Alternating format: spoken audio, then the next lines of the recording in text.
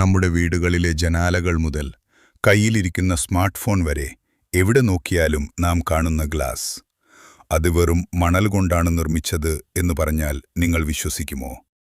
കേൾക്കുമ്പോൾ അതിശയം തോന്നുമെങ്കിലും സിലിക്ക മണലിനോടൊപ്പം സോഡ ആഷ്, ചുണ്ണാമ്പുകല്ല് എന്നിവ കൃത്യമായ അളവിൽ ചേർത്ത് ഏകദേശം 1500 മുതൽ 1700 ഡിഗ്രി സെൽഷ്യസ് വരെയുള്ള അതികഠിനമായ ചൂടിൽ ഉരുക്കിയെടുത്താണ് ഈ വിസ്മയ പദാർത്ഥം നിർമ്മിക്കുന്നത്. ഇതിൽ ചേർക്കുന്ന സോഡ ആഷ് മണലിന്റെ ഉരുകൽ താപനില കുറയ്ക്കാൻ സഹായിക്കുന്നു. ഇത്തരത്തിൽ ഉരുകി ദ്രാവക രൂപത്തിലായ മിശ്രിതത്തെ ആവശ്യമായ രൂപങ്ങളിലാക്കി മാറ്റിയ ശേഷം സാവധാനം തണുപ്പിച്ചെടുക്കുമ്പോൾ അത് സുതാര്യമായ ഗ്ലാസായി മാറുന്നു. ഗ്ലാസുകൾ പലതരത്തിലുണ്ട്.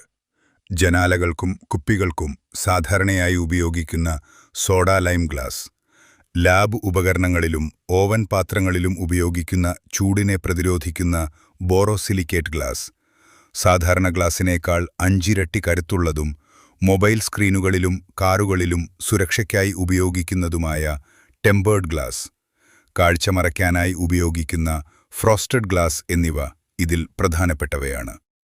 100% പുനരുപയോഗിക്കാൻ കഴിയുന്ന ഗ്ലാസ് പരിസ്ഥിതിക്ക് ഒട്ടും ദോഷകരമല്ലാത്ത ഒന്നാണെന്നതും ഇതിന്റെ പ്രത്യേകതയാണ്. ഇത്തരം കൂടുതൽ വിവരങ്ങൾക്കായി ഇപ്പോൾ തന്നെ ഫോളോ ചെയ്യൂ.